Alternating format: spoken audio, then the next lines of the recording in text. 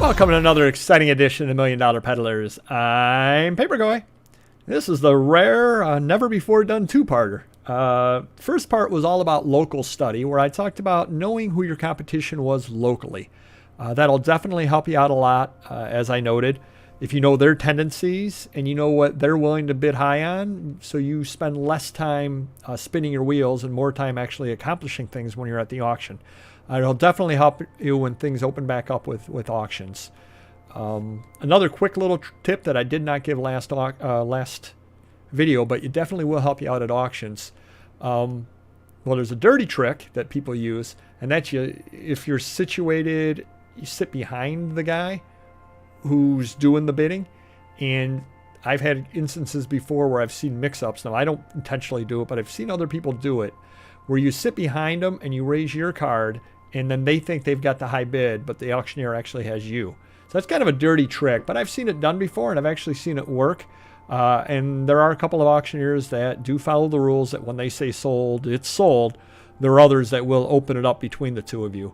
But that's a dirty trick I've seen out at the auction. And another trick, which isn't dirty, but it does work pretty well, is if you're in a choice type situation where there's like a table full of things, when somebody's bidding, watch their eyes. And when they start getting up near their price, they'll look down at the item that they want, and then they'll look back up and bid. And if you can see what they're looking at, then you can know whether you want to keep bidding or not. In other words, if there's a giant box of glassware and that's what they're looking down at, and then they continue to bid, 99 times out of 100, that's probably what they're going to be going on. And so you can back off knowing that they're not going to take that box of magazines that you want. Of course, there are some people like me that know that's a tendency. So there are occasions where I'll look at a different box. Doesn't work quite so well because I'm pretty much known around the area as papers. So they'll be like, why is he staring at glassware? But if it's an auction where people don't know you, you can do that little trick to have them drop out because they think that you want the glassware when you actually want the books, if that's what they're after as well. So that's a little local auction tip as well.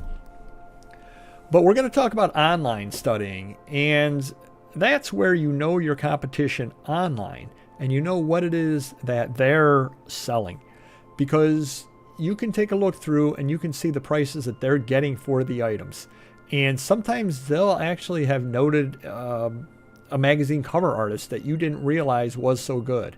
Or they'll have noted some aspect of a magazine or something in there. You happen to look at it and you say, hey, wait a minute, I didn't know that this would sell. And you begin to list it in your listings, and lo and behold, it definitely does help. I know Auction Professor talks all the time about how he looked at his competition and saw that they were doing very close-up scans of things, and it was helping their sales, and he started to do that as well. That's the perfect example where you use something that one of your competitors has learned works, and you co-op it to use for yourself as well.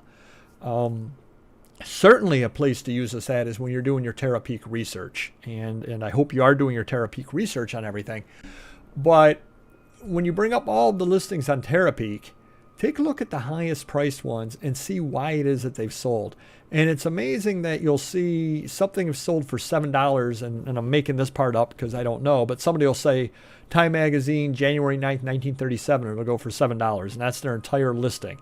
Somebody else will get $12 out of it, and they'll just list what's on the cover. And then somebody will get $75 off of it, and they'll list Death of Babe Ruth or whatever, because that happened to be listed back in the obituary portion of it.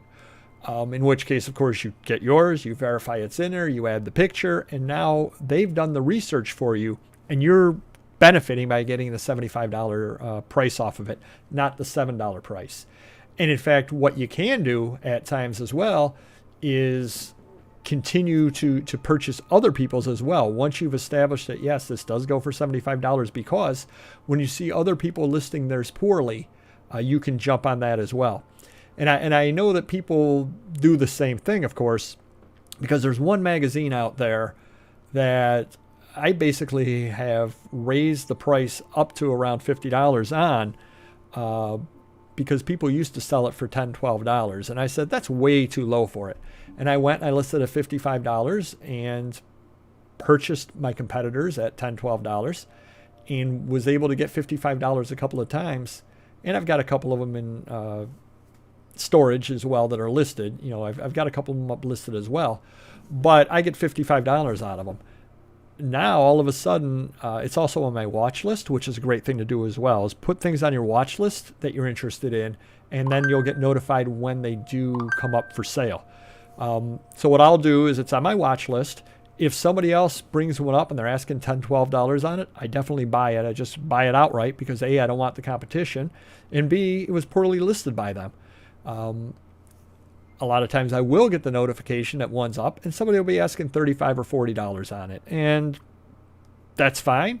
But they'll be listing exactly the same thing that I listed. They'll be bringing out in the magazine what I brought out in the magazine. And 5-7 years ago, nobody was doing that. And now most people do it, which tells me that most people search Terapeak or most people search what's listed and then they copy it. So it's been done to me. And hey, that's great. I'm glad I can help everybody out a little bit. And I steal from other people, ideas from other people as far as how they listen, how they sell, and how they market things as well. You know, it's all out there. It's all information. All you need to do is do the research. But do keep that in your little bag of tricks. Is do add it to your saved searches. And if you do see somebody else selling one and they're definitely underselling it, jump on it right away for two reasons. Number one, you know you can get maximum money out of it. And number two, it just gets the competition out of the way. I mean, if they're charging 10 for it and you're charging 60 for it, anybody searching on the dates is going to buy theirs for 10. So you buy the $10 one, you raise it up to $60. That's the beauty of capitalism. But you're also doing the legwork and buying it and all that sort of thing as well. So do your research offline and do your research online, and it will definitely pay dividends. Till next video.